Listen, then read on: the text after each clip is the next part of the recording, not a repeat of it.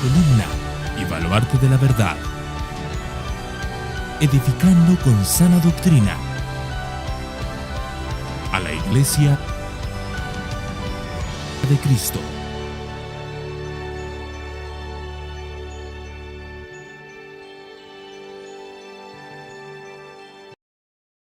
Así que vamos a abrir el libro de Habacuc y hoy vamos a centrarnos en solo 2 versículos.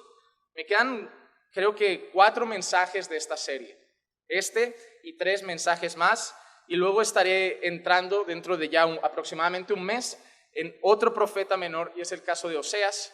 Así que estaríamos también, como me estoy centrando martes y jueves en el Nuevo Testamento, he decidido pasar los domingos un par de libros o 3 basados en el Antiguo Testamento. Pero hoy vamos adelante con el profeta Habacuc. El título del sermón de hoy es Aviva tu obra, Señor. ¿Y cuántos de nosotros no deseamos que el Señor haga eso? ¿Cuántos de nosotros no deseamos que el Señor traiga un despertar? Pero el problema es lo que entendemos por avivamiento. Y eso es lo que me voy a centrar hoy. Habacuc pide eso al Señor. Así que vamos a leer los versículos 1 y 2. Y luego vamos a analizar un poco este asunto. Versículo 1 y 2 del capítulo 3 del profeta Habacuc dice: oración del profeta Habacuc en tono de Sigionot. Oh Señor, he oído lo que se dice de ti y temí. Aviva, oh Señor, tu obra en medio de los años. En medio de los años, dala a conocer. En la ira, acuérdate de tener compasión. Déjenme solamente entregar a Dios el tiempo de la palabra para pedir que sea hoy hablando a nuestros corazones. Padre, te pido, Señor, en esta hora, que puedas hablar a tu iglesia, Señor. Creemos, Señor, que tu Santo Espíritu todavía obra a través de la predicación de tu palabra. Creemos, Señor, que tu Santo Espíritu todavía edifica a tu iglesia a través de la predicación de la Escritura. Y por eso, Señor, te ruego que hoy puedas usarme como un instrumento de bendición para tu pueblo. Porque mis palabras ningún efecto puede tener en ellos. Mis palabras como mucho pueden animar un instante, emocionar por un momento. Pero tu palabra, Señor, puede transformar corazones. Tu palabra puede restaurar vidas. Tu palabra puede traer libertad a los cautivos. Y tu palabra puede realmente traer un avivamiento a tu pueblo. Y por eso, Señor, yo pongo toda mi confianza, no en mis capacidades, sino en tu poder, para que seas tú, Señor, el que haga la obra en este día. Y cuando recojamos el fruto de esta predicación, podamos decir que ha sido el Señor el único que merece la gloria.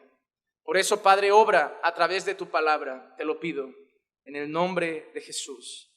Amén, amén y amén.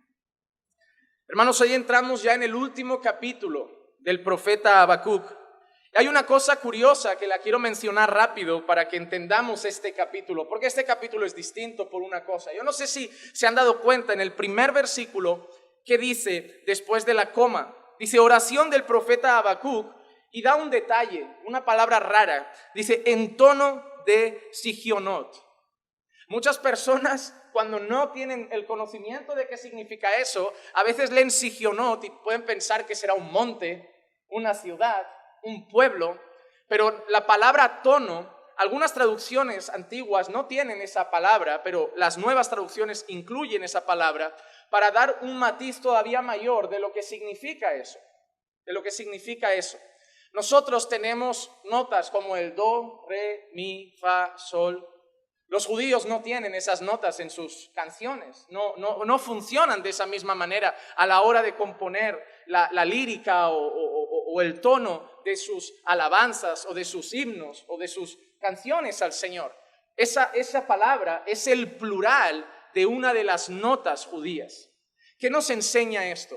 Que esta expresión de Habacuc no es una profecía normal, es una oración y más concreto es un salmo. Es un salmo. Lo que Habacuc está haciendo en el capítulo 3 es una canción al Señor. Esa palabra en tono de Sigionot nos está diciendo en qué tono Habacuc estaba mostrando esa alabanza al Señor. Pero es una alabanza. Es una oración como podría ser cualquier salmo que encontramos en el libro de los Salmos, donde Habacuc va a estar expresando una serie de cosas importantes. Y hoy nos vamos a centrar solo en el versículo 2. En el versículo 2, y en un pedido especial que Habacuc hace en esa alabanza al Señor. Dice: oh Señor, he oído lo que se dice de ti y temí. La primera cosa que Habacuc enseña es eso: he oído lo que se dice de ti y he tenido temor. He oído tu palabra y he tenido temor. He oído lo que has dicho y he tenido temor. Y eso, hermanos, es una palabra que debemos orar para que vuelva a la iglesia del Señor. Debemos orar para que vuelva al pueblo de Dios. ¿Sabes cuándo el pueblo de Dios empieza a jugar con el pecado? Cuando falta temor de Dios. ¿Sabes cuándo el pueblo de Dios empieza a modernizarse hasta el punto que ya Dios es desplazado y hacemos cultos a nuestro gusto? Cuando se pierde el temor de Dios. Cuando el cumplir con los hombres, el satisfacer nuestros gustos, nos puede llevar a hacer bailes de hip hop en el altar, sin preguntarnos si el santo Dios está de acuerdo. Llegamos a un punto en el que hacemos cualquier cosa y si ponemos el nombre de Dios, creemos que eso significa hacerlo para la gloria de Dios. Yo era rapero, me convertí y ahora vengo el domingo y le pido al pastor que me deje un especial y cantar una canción para mi iglesia de rap cristiano para la gloria de Dios. Yo era heavy y ahora me convertí y le pido al pastor que me deje la guitarra eléctrica y me ponga un buen batería para cantar una alabanza heavy para el Señor, para la gloria de Dios. El problema es que entre ellos se pelean. Porque unos dicen, no, el heavy es de Satanás, eso tiene su origen en Satanás, eso no tiene nada que ver con Cristo, y no aceptan el heavy, pero aceptan el hip hop, aceptan el rap. Pero otros dicen, no, pero es que el rap nació en barrios bajos. Era una manera de sin violencia pelearse, discutir cara a cara, sacar pecho con las palabras, pero siempre ha fomentado la chulería, la arrogancia en los barrios bajos, las peleas, nada que tenga que ver con el Señor. Hay otros no lo aceptan, porque cuando salimos de la Biblia, cuando salimos de los marcos de la palabra y nosotros empezamos a decidir lo que está bien y no, cada iglesia tendrá su propio criterio.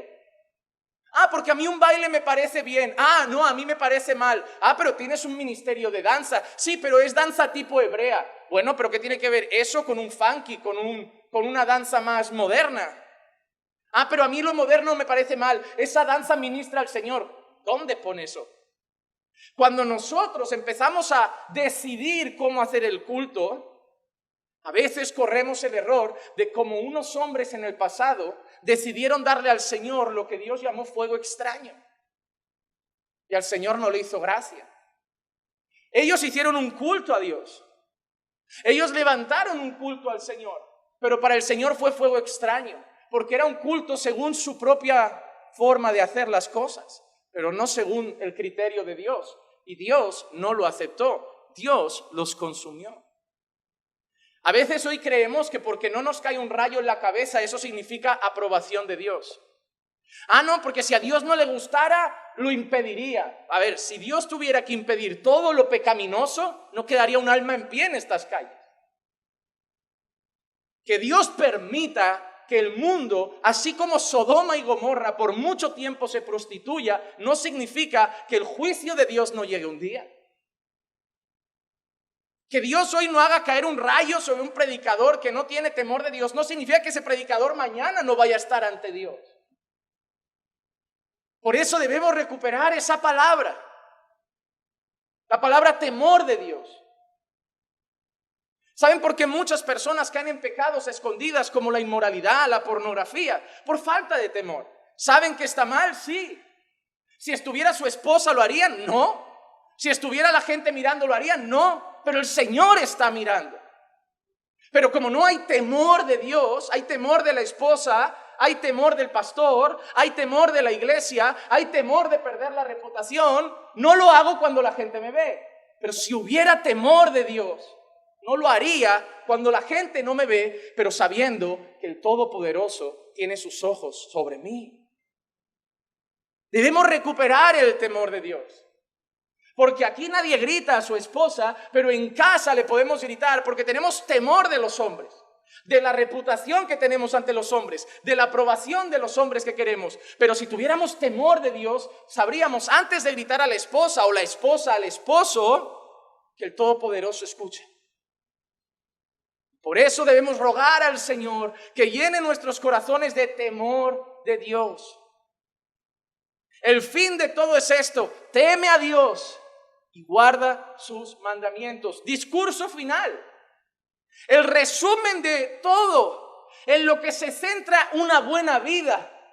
Teme a Dios y guarda sus mandamientos. ¿Por qué son cosas separadas? Porque sin temor de Dios no los vas a guardar. Sin temor de Dios no es obediencia. Habacuc había escuchado lo que Dios iba a hacer. Habacuc había escuchado que el Señor le dice a Habacuc: mi pueblo me ha ofendido, mi pueblo ha pecado, mi pueblo se ha rebelado y voy a mandar a los caldeos. Van a destruir la nación, van a invadir la nación, van a saquear la nación, van a llevaros cautivos, van a llevaros presos, vais a ser esclavos de Babilonia, vais a ser esclavos de los caldeos y no se puede impedir. Es lo que va a pasar. Luego yo ya un día juzgaré a los caldeos, yo un día juzgaré a Babilonia, yo un día castigaré a Babilonia, pero de momento viene un castigo sobre vosotros. Viene un castigo sobre vosotros. Voy a castigaros por vuestro pecado. Estoy cansado. He tenido paciencia. Y si no intervengo en la historia, vais a seguir igual. Pero porque os amo, voy a usar a los caldeos para que vosotros os humilléis ante mí. Y cuando Habacuc escucha lo que Dios va a hacer, cuando Habacuc escucha sobre el juicio de Dios, cuando Habacuc escucha que ya no hay esperanza para el pueblo porque es un juicio seguro, Habacuc siente una cosa: temor, temor, temor. Y Habacuc empieza a decir otra cosa.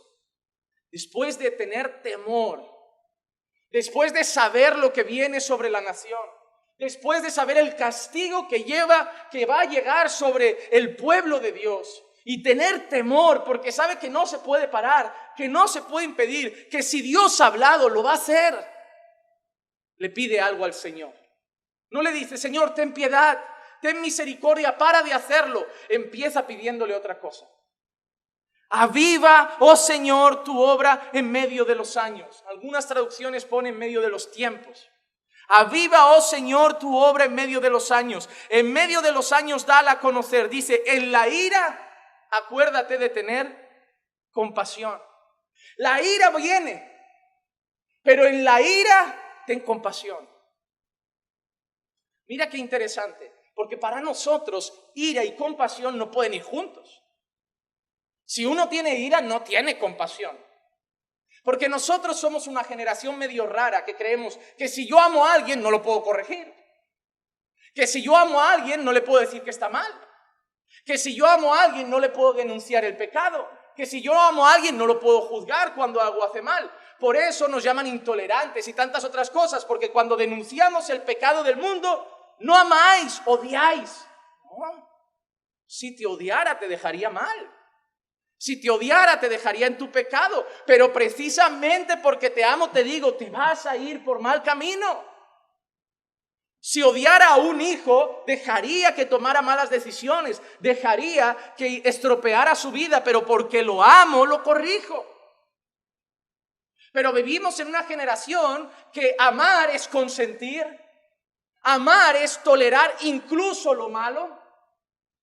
Amar es ver lo malo y no decir nada. Amar es callar, pero no es así, porque Dios ama a su pueblo y disciplina. Dios ama y corrige. Y por eso Habacuc dice: en la ira que viene sobre nosotros, porque lo que iban a experimentar era la ira de Dios. La ira de Dios a través de un pueblo. La ira de Dios a través de los caldeos, la ira de Dios a través de una invasión, la ira de Dios a través de la esclavitud. Pero a pesar de que era la ira de Dios, ellos seguían siendo su pueblo. Y en esa ira Dios también tendría compasión de ellos. Habacuc está cantando al Señor un salmo. Sabe que viene la ira de Dios, sabe que viene juicio, tiene temor y le pide que en medio de la ira tenga compasión, porque Habacuc sabe que a pesar de que Dios va a castigarlos, ellos son su pueblo y las misericordias de Dios se siguen renovando cada mañana. Si algo malo pasa en tu vida, incluso es el castigo de Dios, Dios no significa que no te ame. Aunque el mundo pueda venir con esa idea, aunque el enemigo pueda venir a susurrarte el oído, ¿dónde está tu Dios? No te ama, no es amor, ¿y por qué te deja así? Estos son consecuencias de mi pecado y mi Padre que me ama me está dejando pagar las consecuencias, pero me ama. Porque a pesar de que esto es duro y a pesar de que estoy pagando las consecuencias, soy consciente de que es juicio por mi pecado. Me humillo, pero sé que su misericordia me acompaña. ¿Recuerdan eso de Habacuc cuando venía el castigo y Habacuc dice, pero no moriremos? Viene el castigo, lo merecemos, pero no moriremos, porque el que castiga sigue siendo su padre. Y un padre te puede corregir, incluso te va a doler en la corrección de un padre. Te va a castigar y te va a molestar el castigo de un padre. Pero sabes que tu padre no te va a matar, porque en el fondo lo hace porque te ama, porque quiere moldear tu carácter. Y el Señor usa el castigo muchas veces para moldear el carácter de su pueblo. Y en medio de esa palabra de juicio, Habacuc le pide al Señor, aviva tu obra. Aviva tu obra. Y por eso tenemos que tener en cuenta qué está pidiendo Habacuc y qué entendemos en la Biblia por avivamiento. Yo tuve una idea antes de preparar esto y era poner en YouTube avivamiento. Puse eso en YouTube, avivamiento. Y hermano, todo lo que me salía, al menos las primeras pantallas, no tenía nada que ver con el avivamiento bíblico. Porque cuando puse avivamiento, me salían como trailers y tipo imágenes así de vídeos de campañas de gente cayéndose al suelo, gente rodando, gente en euforia pura, así como wow, descontrolado en emociones. Pero la Biblia no muestra eso como avivamiento. La Biblia habla de avivamiento, no lo define. La Biblia no nos dice, mira, aquí hubo un avivamiento, pero la Biblia muestra escenas donde podemos asegurar que ha habido un avivamiento. Y la historia también. Han habido avivamientos a lo largo de la historia. Pero cuando Habacuc dice, aviva tu obra, viene juicio. Habacuc no le está diciendo, pon al pueblo a saltar, pon al pueblo a rodar, tira al pueblo al suelo por tu poder. Cuando Habacuc está diciendo, aviva tu obra, Habacuc está pidiendo una cosa al Señor. Haz que tu pueblo se vuelva a ti. Haz que tu pueblo se humille. Haz que tu pueblo se arrepienta. Haz que tu pueblo en masa, porque avivamiento, me encanta, un predicador dijo, avivamiento es lo que Dios hace siempre, pero a lo grande. Porque Dios sigue salvando pecadores. ¿Y cómo salva Dios a un pecador? Primero lo humilla, ¿verdad? Primero lo humilla. Primero el pecador entiende la ley, sabe que es culpable y ¿qué siente? Temor. Temor, ¿verdad? ¿Por qué? Porque te presentan la ley, conoces a Dios, sí, estás bien. Mira, ¿qué dice la ley? No matarás, no dirás falso testimonio. ¿Lo has hecho alguna vez? Bueno, alguna cosa así. Entonces, ¿cómo eres? ¿Inocente o culpable? Culpable. ¿Qué hay para los culpables? El lago de fuego eterno. ¿Cómo te sientes? ¿Temor? Y ahí el Señor es cuando los humilla y trata con ellos y los salva, porque luego les presenta la esperanza que hay en Cristo. Pero un avivamiento es literalmente eso, traer temor al corazón, humillar los corazones para que vuelvan a contemplar la misericordia y la majestad de Dios y se vuelvan a Él. Libro de Hechos. Llega el Espíritu Santo, llena al pueblo de Dios que estaba reunido y Pedro predica un sermón básico, porque si tú lees ese sermón no tiene las profecías más profundas. Habla de Cristo, habla de la obra de Cristo y habla de la necesidad de creer en Cristo. Más de 3,000 personas convertidas, un avivamiento. Personas que se humillan, reconocen su pecado, reconocen a Jesús como el Mesías y creen en su obra. Más de 3,000, un avivamiento. Eso es un avivamiento. En la historia han habido avivamientos. Evangelistas, misioneros, predicadores que en un sermón se han convertido personas en masa. Hasta hoy se habla del predicador Jonathan Edwards. Se le habla como un predicador que fue parte de un gran avivamiento. Y todo el mundo habla del famoso sermón Pecadores en las manos de un Dios airado, donde Jonathan Edwards habla del peligro de caer en las manos de Dios si Dios está airado con nosotros. De lo que deberíamos sentir sabiendo que la ira de Dios viene sobre nosotros. Y en ese día, toda la capilla donde predicó Jonathan Edwards se convirtió al Señor. Toda una iglesia en un culto, un avivamiento. Un avivamiento. Pero no tiene nada que ver con gente cayéndose. Porque yo vengo de una línea muy carismática, donde veo gente que cae y luego habla mal del pastor. Donde veo gente que habla en otras lenguas, pero luego usa muy mal la suya normal. Donde veo gente que rueda en el poder, pero luego peca en casa. Y yo siempre me pregunto, ¿qué pasa? ¿Que se turnan los demonios y Dios? El domingo de 10 a 12 te lleno del Espíritu Santo, de 2 a 4 te lleno de demonios, en el culto de las 6 te vuelvo a llenar del Espíritu Santo y a partir de las 10 otra vez endemoniada en casa. Va así, porque yo es lo que veía. Gente que solo se llenaba por momentos. Digo, qué cosa más rara, porque teóricamente el Espíritu Santo mora en esa persona. Teóricamente el Espíritu Santo está siempre en esa persona. ¿Cómo puede ser que solo en el momento de la ministración pasen cosas y luego sea una persona que hasta dudas si ha nacido de nuevo?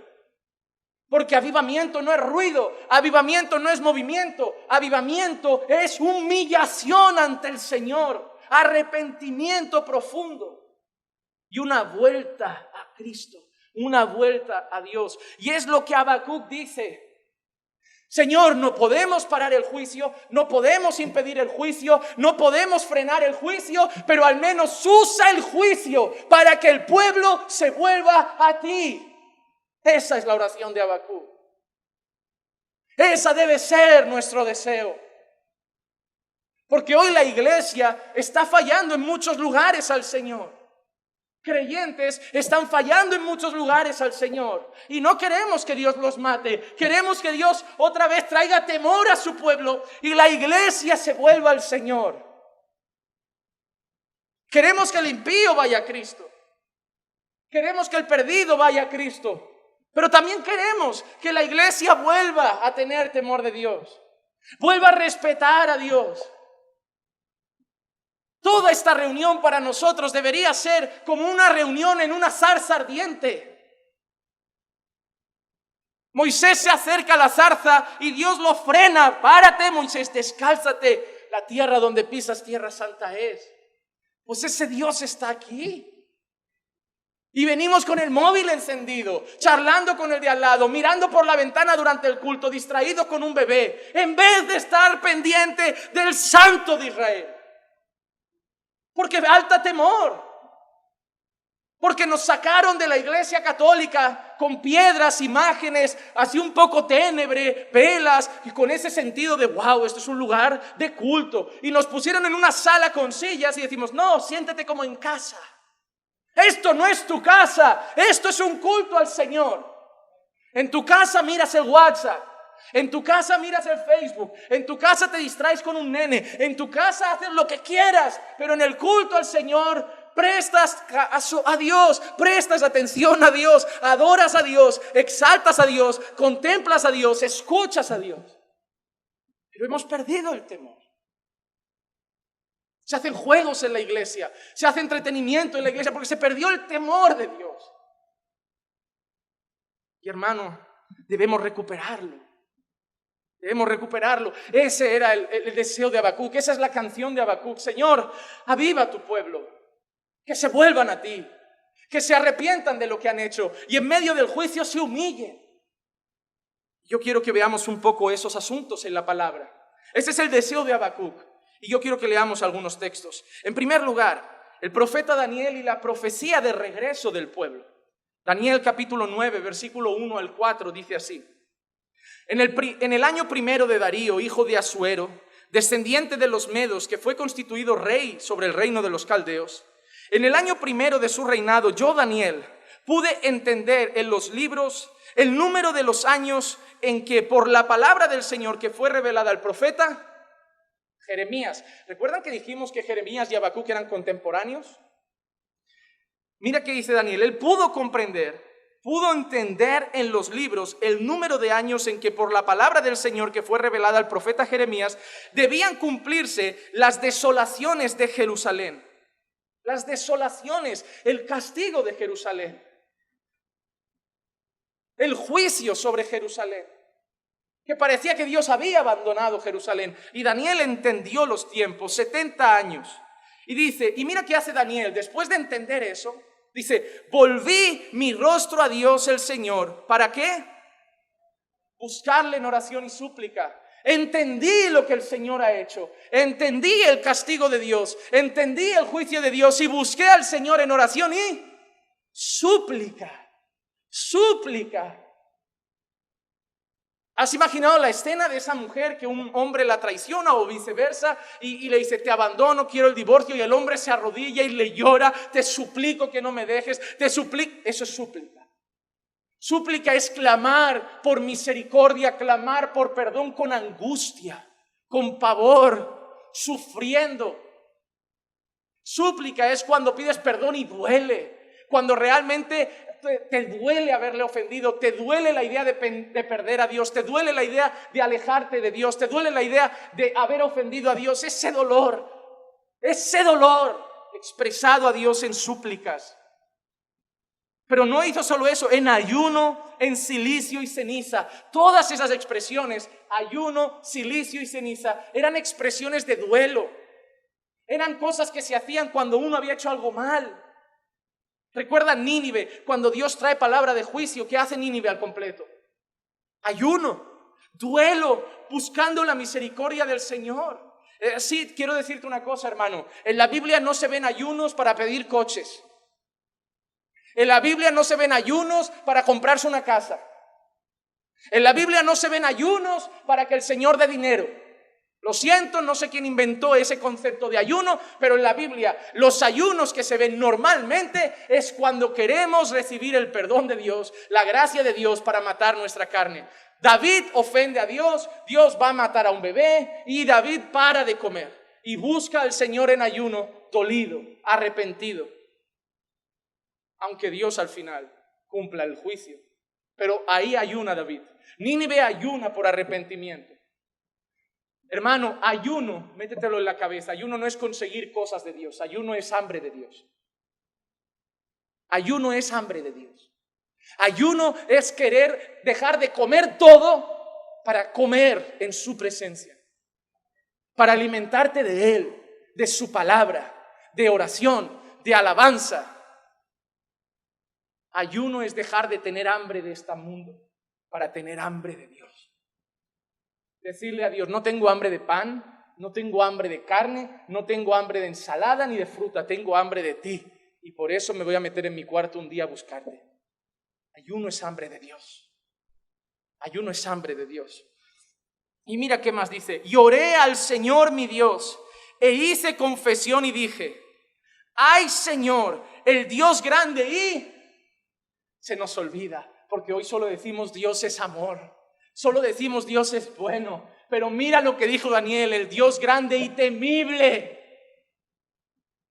Temible. Se nos olvida que Dios no es solo amor, hermanos. Se nos olvida que Dios no es solo bueno, que Dios no es solo misericordia, que Dios es santo, que Dios es justo, que Dios es fuego consumidor.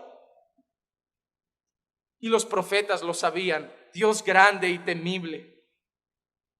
Porque hermanos, el Dios que predicamos es el Dios que te salvó entregando a su Hijo en el madero, pero también es el Dios que se tragó a un pueblo en el desierto, que mató a Ananías y Zafira por mentir en una ofrenda, el Dios que se tragó a los egipcios, el Dios que consumió Sodoma y Gomorra, el Dios que volvió estatua de sal a la mujer de un hombre por volver la mirada atrás. Es ese Dios también. Es ese Dios.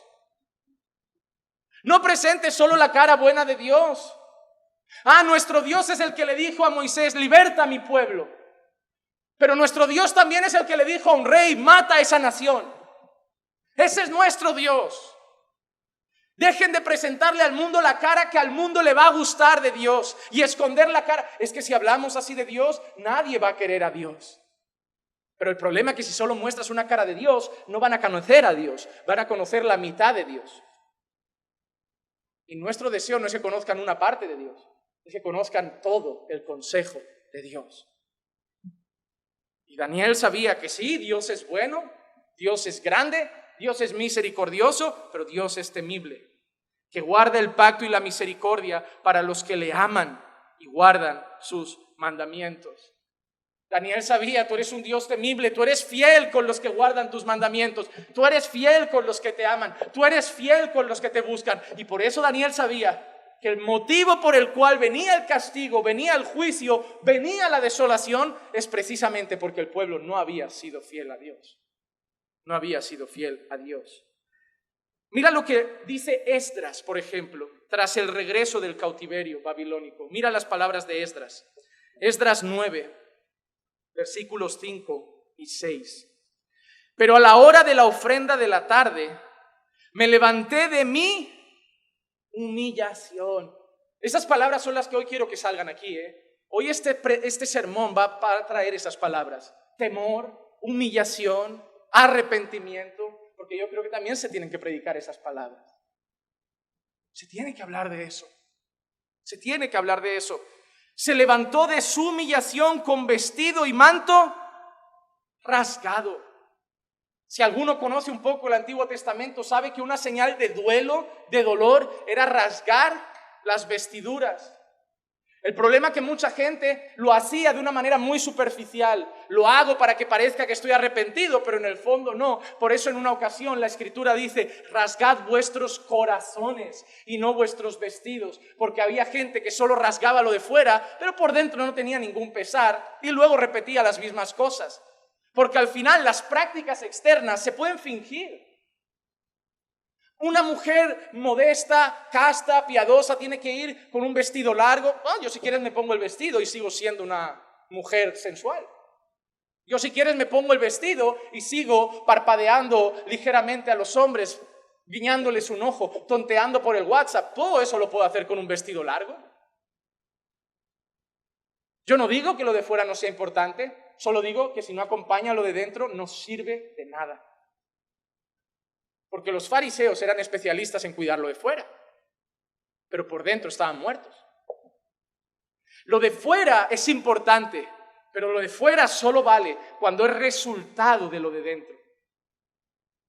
Se puede cambiar por fuera y no haber cambiado el corazón, pero no se puede cambiar el corazón y que no cambie lo de fuera. Yo he cambiado por dentro, se tiene que ver. Si la raíz cambió, el fruto cambia. Pero puedes disimular con un disfraz. Pero si Dios transforma tu corazón, lo de fuera cambia. Tu manera de mirar cambia, tu manera de hablar cambia, tu manera de vestir cambia, tu manera de actuar cambia, tu manera de amar cambia, tu manera de perdonar cambia. Pero todo cambió primero desde dentro. Dios te dio un nuevo corazón. Manto rasgado y caí de rodillas. Y extendí mis manos al Señor mi Dios y dije, Dios mío, estoy avergonzado y confuso para poder levantar mi rostro a ti. ¿Sabes lo que significa? Señor, me da vergüenza orar. Señor, no me siento digno de levantar mis manos. Señor, no me siento digno de mirar arriba y buscarte. ¿Quién no se ha sentido así? Porque eso es importante. Eso es necesario. Eso es señal de que Dios obra en los corazones. Porque donde Dios no obra, puedes pecar y mirar a Dios con manos levantadas. Pero donde Dios obra, cuando le has fallado, te da vergüenza hasta orar. Te da vergüenza. ¿Cuántos nos dicen, para qué? Me da vergüenza hasta ir al culto con lo que hice esta semana. Pero vienes humillado. Vienes avergonzado. No oras igual, no finges pasártelo bien en la alabanza, porque estás dolido. Quieres levantar las manos y dices, pero si yo fallé. Pero pastor, hay que decirle que Dios perdona. Dios perdona, pero sabe que ha ofendido a Dios y es buena señal que pase vergüenza. Hermano, la vergüenza es buena. Lo que no es bueno es no tener vergüenza. La vergüenza es buena. A veces, hermanos, llegan al culto destrozados, están en lágrimas y la gente va como a parar las lágrimas. No, tranquilo, Dios te perdona. Déjalo que sufra un poco. Deja que Dios trate con el corazón. Deja que Dios rompa el vaso. Deja que Dios amase el barro. Déjalo llorar. Porque esas lágrimas son para purificar su alma. Deja que Dios trate con el corazón. No quieras impedir que la gente sufra. Si el sufrimiento viene de Dios, es un sufrimiento para bien. Para transformar el corazón, muchas veces Dios nos tiene que llevar al polvo, a llorar, a pasar vergüenza, a humillarnos, a que nos dé vergüenza orar. Pero algo te dice: igualmente ora, porque ahí está el trono de la gracia. Ahí encontrarás socorro oportuno, ahí encontrarás misericordia. Pero ves humillado por lo que has hecho. Hay perdón, pero sigue siendo santo el trono. Es bueno tener vergüenza, pero son las cosas que se están perdiendo en la iglesia. Porque cuando uno peca le decimos: no pasó nada. Tranquilo, no pasa nada. Tranquilo, todos pecan. Yo querría ver qué Dios piensa de cuando le dices a alguien que peca: no pasa nada. ¿Le has preguntado a Dios qué piensa de tu frase "no pasa nada" cuando alguien peca? No pasa nada. Maté a mi hijo por eso. Di a mi hijo por eso. Clavé a mi hijo en una cruz por eso. Sudó sangre por eso. Sufrió por eso. Recibió mi ira por eso. No digas "no pasa nada". Mi hijo murió por eso. Sí pasa. Sí pasa. No pasa nada por dejar una dieta. No pasa nada por comerte un dulce en un día festivo. No pasa nada por esas cosas. Pero el pecado pasa. Porque vuestros pecados hicieron separación entre Dios y vosotros. Y tuvo que venir Cristo a morir para reconciliaros. Así que sí pasa. Porque que Cristo pagó por los pecados no significa que ahora Dios los tolera. Significa que su ira fue sobre Él, si tú has creído en Jesús. Pero el pecado sigue ofendiendo a Dios, hermano. Y nos tiene que doler cuando pecamos. Y nos tiene que doler. Como un buen predicador dijo una vez: cuando uno es creyente, no se arrepintió solo una vez. Vive arrepentido, vive arrepintiéndose. Cada vez que ofende a Dios nos duele otra vez. Nos duele otra vez. Nos recuerda dos cosas: que no somos dignos, pero también que somos amados. Pero tenía vergüenza, estoy avergonzado, estoy confuso para poder levantar mi rostro a ti, mi Dios. ¿Por qué está avergonzado? ¿Por qué está confuso? Mira que dice Esdras: porque nuestras iniquidades se han... Señor, hemos pecado contra ti, te hemos ofendido. Nuestras iniquidades se han multiplicado por encima de nuestras cabezas y nuestra culpa ha crecido hasta los cielos. ¿Ves qué significa eso? Eso no es un pequeño pecado. Eso no es una pequeña ofensa. Eso es que el pueblo le había dado la espalda a Dios, se había ido detrás de otros dioses, se había prostituido, lo que podíamos llamar adulterio espiritual. ¿Y cómo se siente Esdras? Tengo vergüenza.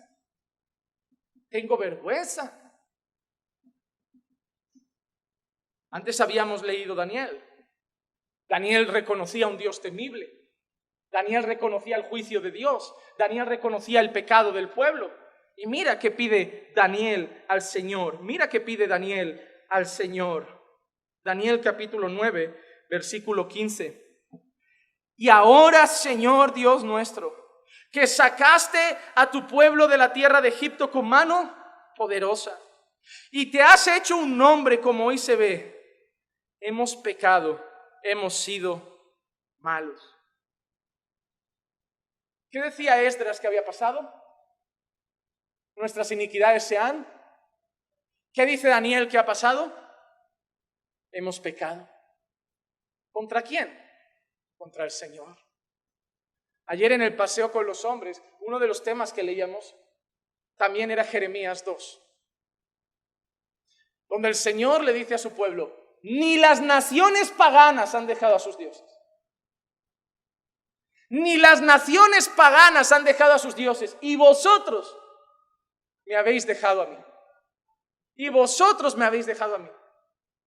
El mundo no cambia nada por su sexo, por su promiscuidad, por su amor al dinero, pero vosotros me cambiáis por cualquier cosa que pase por delante. Qué palabras del Señor, ¿eh? Ni el pagano me cambia a su Dios y vosotros me cambiáis a mí, que soy el Dios verdadero.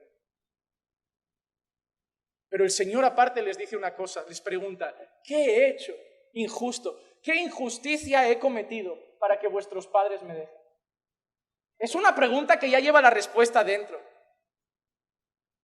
Lo que el Señor está diciendo es, os he cuidado, mandé el maná, mandé la columna de fuego para que no tuvierais frío, mandé la nube para que no tuvierais calor, os libré de los egipcios, no pasasteis hambre, no pasasteis sed, el calzado no se estropeaba, la ropa no envejecía, os he cuidado. Y cuando os doy unas naciones llenas de enemigos, os doy la tierra.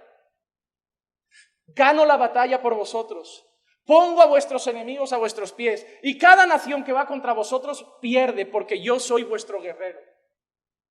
¿Qué os he hecho para que me cambiéis? Tu marido te falla y siempre vuelves. Tus hijos te engañan y siempre otra vez les perdonas. ¿Qué he hecho yo para que me cambies por el pecado si soy el único que nunca te falló? Eso es lo que pregunta el Señor. Sois más leales a los que os fallan que al propio Señor que nunca os falló. Sois más leales a lo que os gusta que al propio Señor que os rescató de la muerte. Por eso sienten vergüenza. Por eso sienten vergüenza, porque no han pecado contra el hombre, han pecado contra Dios. Y nosotros debemos sentir vergüenza. Quizá eres parte del pueblo de Dios, pero estás hoy aquí sabiendo que has ofendido al Señor, que lo has cambiado por la televisión, que lo has cambiado por internet, que no le das ya tiempo de oración, que no le das tiempo a su palabra, que Dios ahora ya no es ni un segundo plato, ni el postre para ti, el café de la tarde. A lo mejor el Señor te está diciendo, hoy me estás cambiando por otras cosas. Y hoy es un día de pasar vergüenza, de tener temor y de volver humillado a tu Dios.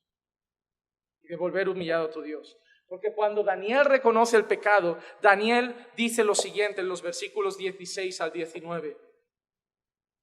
Oh Señor, conforme a todos tus actos de justicia, apártese ahora tu ira y tu furor de tu ciudad, Jerusalén, tu santo monte. Porque a causa de nuestros pecados y las iniquidades de nuestros padres, Jerusalén y tu pueblo son el oprobio de todos los que nos rodean. Mira qué fuerte. Jerusalén era la tierra que todos admiraban y acabó siendo la tierra de las que todos se burlaban. El mismo Dios que exaltó, humilló. Yo he visto hombres de Dios en los púlpitos, que los puso Dios arriba, que fueron usados, que fueron conocidos, que tuvieron reputación y ahora su reputación está en la basura. El mismo Dios que exalta puede humillar, ¿eh? El mismo Dios que exalta puede humillar. Y ahora, Dios nuestro, escucha la oración de tu siervo y sus súplicas y haz resplandecer tu rostro sobre tu santuario desolado por amor de ti mismo, oh Señor. Sus oraciones y sus súplicas otra vez, súplicas, les duele, están rogando con dolor. Pero mira que le dice, haz resplandecer tu rostro sobre tu santuario, que ¿cómo está el santuario? Pero mira que le dice, por amor de, no de nosotros. Esto es tremendo. Señor, arregla esto, no por nosotros, sino porque saben que somos tu pueblo y eres tú el que pasa vergüenza. Eres tú el que queda como un mal Dios. Eres tú como el que queda que su pueblo le da la espalda, que su pueblo no le hace caso. Arréglalo para que la gente todavía sepa que tú eres soberano. Hazlo por tu nombre, no por nosotros. Lo que está diciendo Daniel es, nosotros no merecemos que lo arregles. Hazlo por ti. Hazlo por ti. Si tú fallas a Dios y por causa de ti alguien fuera, dice, los creyentes son hipócritas, tú tienes que rogar al Señor, Señor, hazme vivir bien, no para que la gente hable mal de mí o bien de mí, sino para que la gente hable bien de tu pueblo y tú no seas avergonzado por mi culpa. Porque a nosotros no nos preocupa nuestra gloria, a nosotros nos preocupa la gloria de Dios. A mí me da igual lo que el pueblo diga de nosotros, porque por ser fieles a Dios, el pueblo dirá de nosotros barbaridades. Por ser fieles a Dios nos odiarán, por ser fieles a Dios nos insultarán, pero lo que importa es que Dios sea glorificado. Lo que no queremos es que por nosotros ser infieles a Dios, la gente diga, los pastores roban, la iglesia son hipócritas. No, porque entonces estamos avergonzando a Dios. Y estoy cansado de que Dios sea avergonzado entre los impíos por lo mal que su pueblo le representa. Dios merece su gloria y principalmente por su pueblo, por su pueblo. Inclina tu oído, oh Dios, y escucha. Abre tus ojos y mira nuestras desolaciones y la ciudad sobre la cual se invoca tu nombre. Pues no es por nuestros propios méritos que presentamos nuestras súplicas. No presentamos nuestras súplicas porque lo merecemos. No suplicamos porque somos buenos. No suplicamos porque nosotros merecemos que nos escuches, sino por tu gran...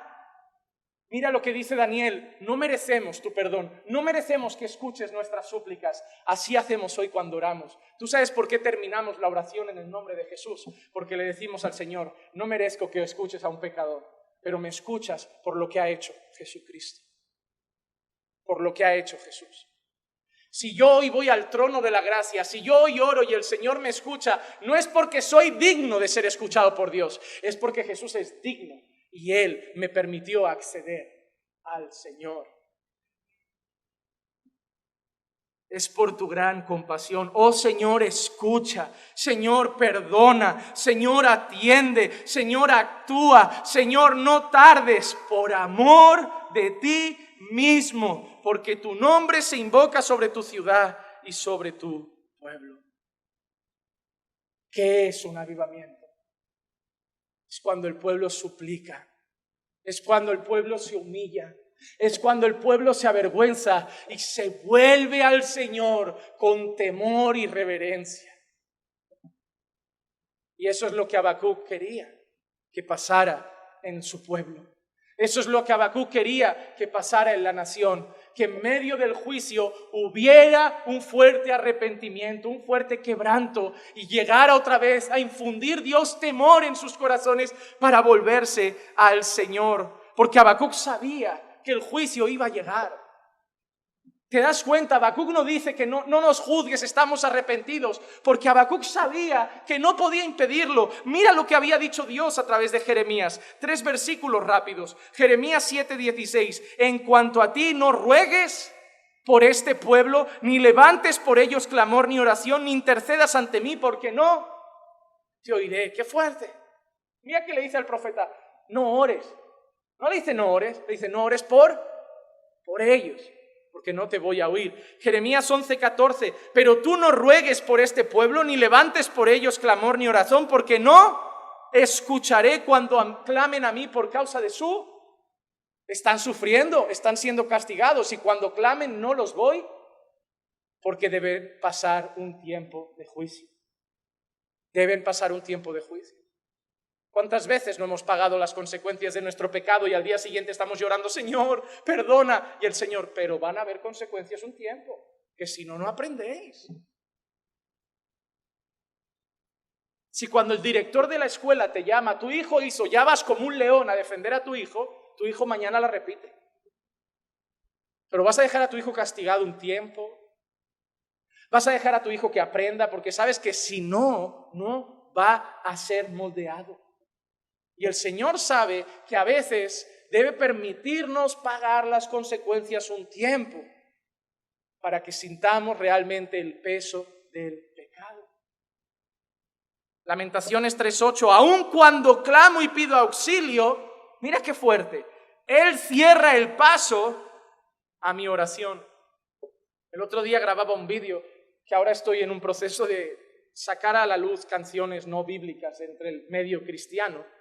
Y había una canción que se llama Alaba, que decía, Dios no rechaza oración, oración es alimento. Pero yo leía estos textos y digo, sí, Dios rechaza oración. Dios dice, cuando escuches, yo te cierro el paso. Cuando clames, no te escucho. Dios rechaza las oraciones estas. Y no solo estas, Santiago que dice, pedís y no recibís porque pedís mal. Así que sí, hay oraciones que Dios rechaza. Oraciones egoístas, oraciones de gente que ha pecado y no se arrepiente. Dios no hace caso. Y hay un montón de oraciones así. de canciones cristianas que solo dicen cosas. La otra que estaba comentando, esa famosa de arrebato, porque soy hija de Dios y con los hijos de Dios nadie se mete. Digo, esa canción es un peligro, le canta al diablo. Yo te arrebato mi familia. Digo, ¿desde cuándo se le canta a Satanás, muchacha? No, y lo peor es que se cantan con las manos levantadas, porque hoy venimos y dame lo que sea, yo me como lo que me metan dentro. Parecemos polluelos, que viene el pajarito de la mamá que ha triturado el gusano y solo abrimos la boca y que nos eche el vómito. La gente hoy viene a la iglesia y deja la cabeza fuera. La gente le pone las letras en la canción y no sabe ni lo que canta. Es eso, pues lo cantamos, da igual, no estará bien si lo ponen ahí. Hay que saber que se canta. No se dice amén porque Dios te dará victoria, amén. Porque Dios abrirá los cielos, amén. No saben nada, pero suena bien, ¿no? Pero luego lees la Biblia y un silencio, porque no motiva. Hermano, trae fe, pero trae la cabeza. Trae la cabeza, por favor, trae la cabeza. Cuando Nabucodonosor invadió al pueblo de Dios y se llevó a unos muchachos cautivos, se llevó a los jóvenes que tenían cabeza. Dijo, tráeme a los jóvenes inteligentes, que los tontos ya nos van a servir sin hablar con ellos. Pero los inteligentes hay que meterlos en palacio, hay que cambiarles el nombre, hay que cambiarles el idioma, porque hay que cambiarles la identidad, porque los inteligentes no son fáciles de liar. A los inteligentes dale los manjares del palacio, dale el vino de palacio, líalos bien, engatúsalos 3 años para que luego nos sirvan. ¿Por qué los tontos? No, Nabucodonosor, porque los tontos les dices, aquí se vive así, vale, pues así vivamos. Pero las cabezas pensantes no. Antes de dar un paso, antes de cambiar un hábito, piensan, oye, ¿por qué vamos a hacer esto? ¿Qué dice el Señor? Pues soy la iglesia, yo no sé si las cabezas pensantes sean muchas, porque la gente no está atenta a lo que se dice, no está atenta a lo que se predica. Y solo se puede decir, déjame decirte una cosa, no se dice amén a la frase de Paul Washer, ni de Juan Manuel, ni de Spurgeon. Se dice amén a la palabra de Dios. Lo único que merece ser respondido con sí, Señor, es la palabra de Dios. No lo que a mí me gusta.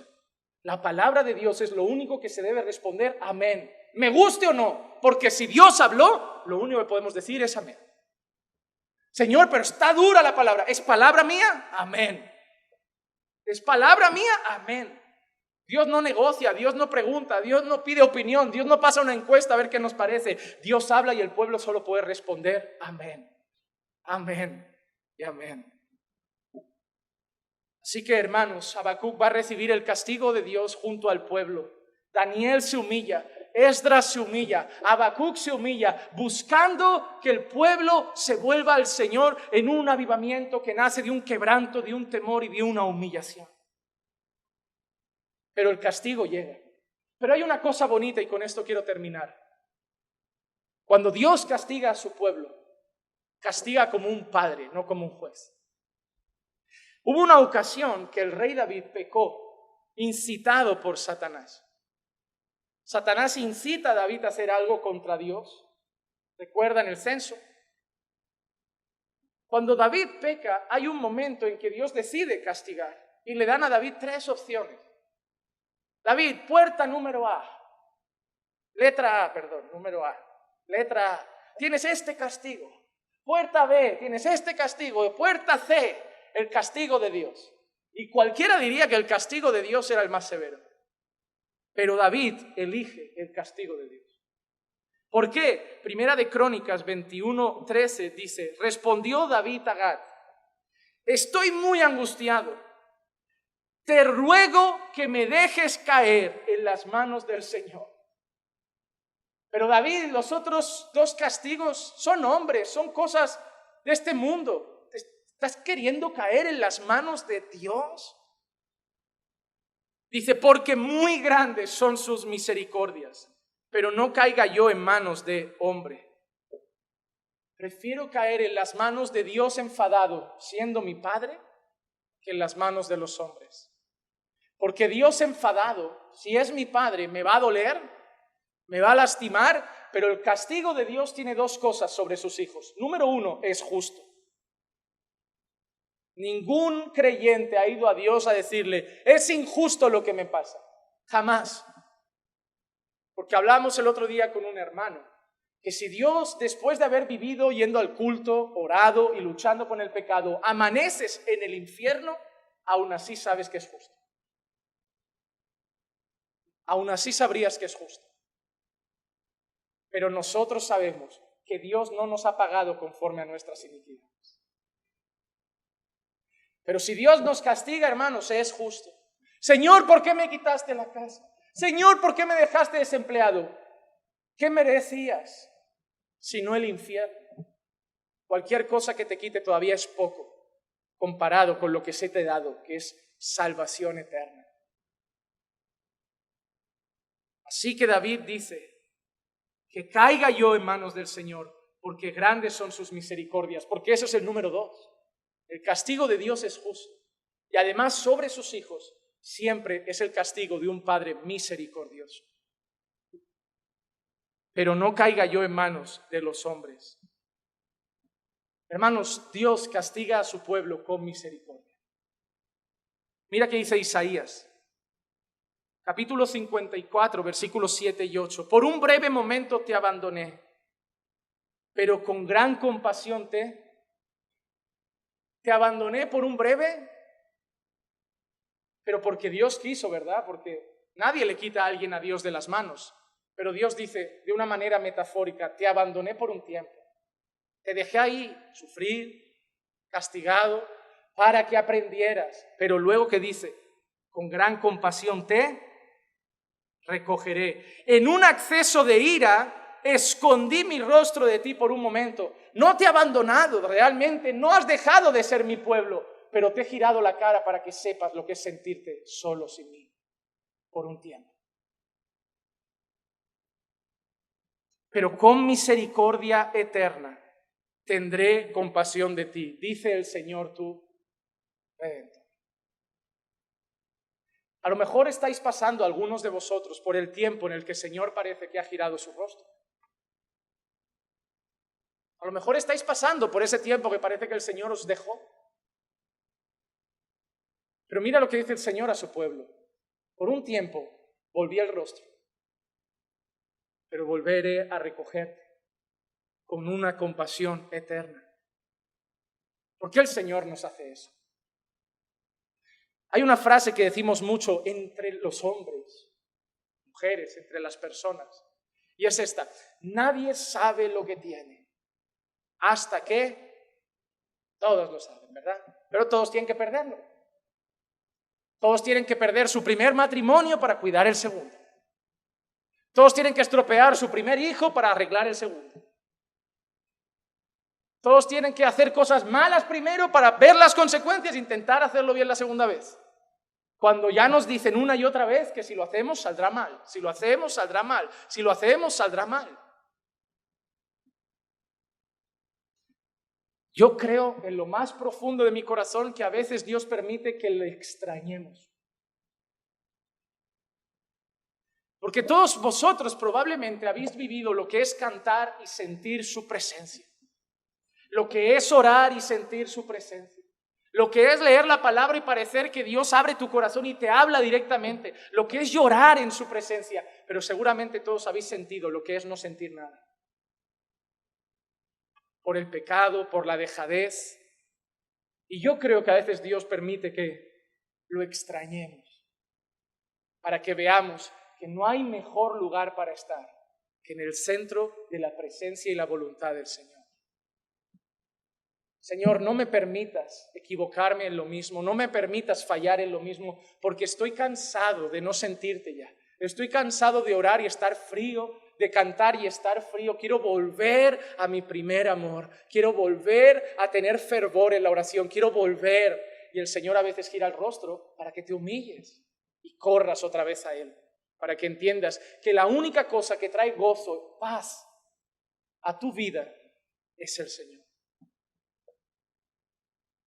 Lo cambiaste por el trabajo, parecía que todo iba a ir mejor, frialdad, tristeza, problemas, porque lo único que nos va a traer una paz que sobrepasa todo entendimiento es Cristo. Lo único que va a traer un gozo pleno es Cristo. Y a veces necesitamos sentir que el Señor gira el rostro y volver humillados a Él con un Señor, vuelve a mí. No se ha ido, si te das cuenta, no se ha ido. Parece simplemente que se cayó. Sentimos que se ha ido, pero no se va nunca, hermano. Solamente que parece que nos ignora, pero es un Padre. Entonces termino con el texto que todos conocéis, porque yo creo que es el deseo de Dios cuando juzga a su pueblo. Al mundo lo condenará, pero cuando Él castiga a su pueblo, Dios solo tiene un deseo. Segunda de Crónicas 7:14. Y se humilla mi pueblo sobre el cual es invocado mi nombre, y oran, buscan mi rostro, y se vuelven de sus malos caminos. Entonces yo iré desde los cielos, perdonaré sus pecados y sanaré su tierra. Cuando el pueblo de Dios le falla y Dios decide traer juicio sobre su pueblo, el deseo de Dios es uno: matarte, jamás; destruirte, jamás; humillarte, sí. A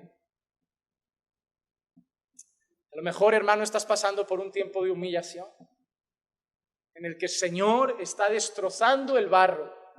Y yo sé que duele, y yo sé que golpea y que es difícil, pero hoy también tienes que saber que si eres de Dios, esos golpes son con misericordia, que Dios sigue contigo, que lo único que Dios desea es que te humilles, te llenes de temor y vuelvas quebrantado a Él. Dios es nuestro Padre. En Cristo no hemos recibido un Padre temporal, hemos recibido un Padre eterno. Pero también quiero terminar diciendo a aquellos que no están en Cristo, que lo que hemos enseñado hoy solo es el juicio de Dios para su pueblo. Porque el juicio de Dios en el día final sobre aquellos que no están en Cristo no será con compasión, no será con misericordia. Será el fruto del derramar de su ira plena sobre esas personas por toda la eternidad, y ya no habrá perdón. Por eso corre a Cristo, para poder recibir en Cristo a un Padre que, aunque te corrija, te ama, porque sus misericordias para ti serán eternas. Hermanos, hoy es día de humillarnos ante Dios.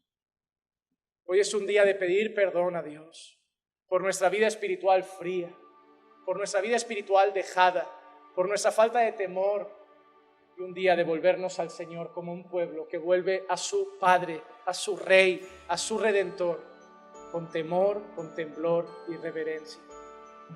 Que Dios hable a los corazones. Vamos a orar. Padre, te damos gracias por tu palabra. Gracias por haber hablado a nuestras vidas. Y en este día recibimos tu palabra que nos humilla, tu palabra, Señor, que nos quebranta y que nos llama al arrepentimiento. La recibimos, Señor, con temor y temblor. Llénanos, Señor, de temor de tu nombre, para buscarte, Señor, con reverencia, para buscar tu rostro siempre. Haznos volvernos a ti, Señor, con un corazón entregado, Señor, un corazón que te ama. Perdona si en algún momento, Señor, te hemos dado la espalda y te hemos cambiado por otras cosas. Ayúdanos a aceptar incluso tu castigo, Señor, como un hijo acepta la corrección de un padre. Pero que los castigos tuyos, Señor, no sean en vano, sino que sirvan para moldear nuestro carácter y hacernos más como Cristo. Señor, yo sé que mis palabras son torpes, pero tú puedes usar este mensaje para hoy hablar con tu pueblo. Pero yo sé algo, Señor, que tu palabra no volverá vacía. Así que, Padre, bendice, Señor, tu palabra hoy en el corazón de tus hijos. Y bendice también el culto que vendrá después. Todo lo que hemos dicho, Señor, y hacemos, lo hemos hecho para tu gloria. Te pedimos todo esto en el nombre de Jesús. Amén, amén y amén. Estamos.